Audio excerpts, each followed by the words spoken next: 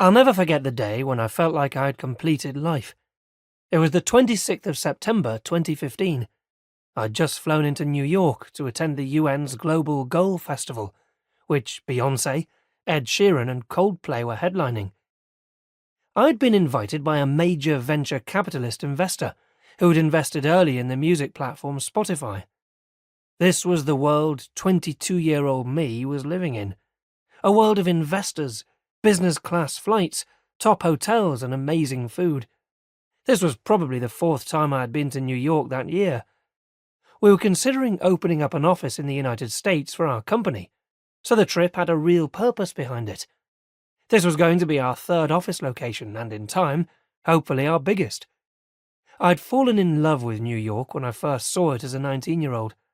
There was a special feeling about seeing the lights in Times Square at 4 a.m.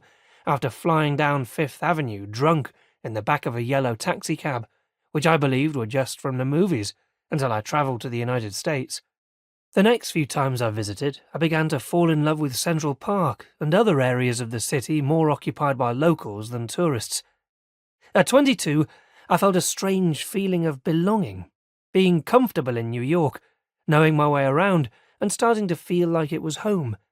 So, on the 26th of September, here I stood, at the top of my slope, unaware of what the months ahead held.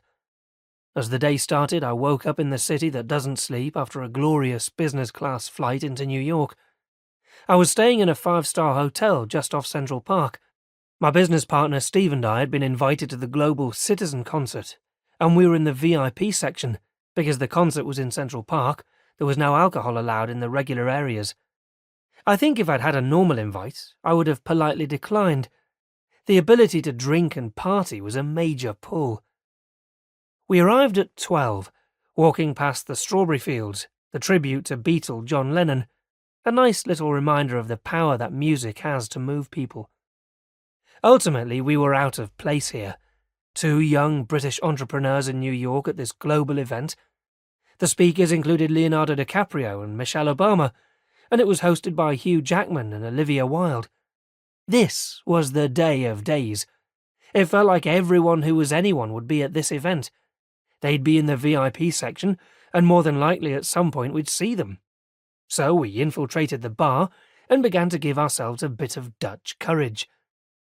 It was here that I started seeing people I recognized. I caught sight of a beautiful woman with long ginger hair. I was sure I knew her, and I was pretty sure she was British, but I couldn't place her. Google didn't let me down.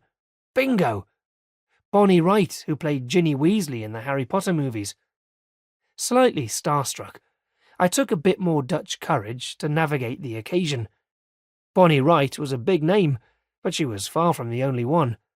Turning around to see Jaden Smith and the real-life Winklevoss twins, who inspired my entrepreneurial journey in the movie Social Network, really blew my mind. The alcohol flowed to give me the confidence to be around these people,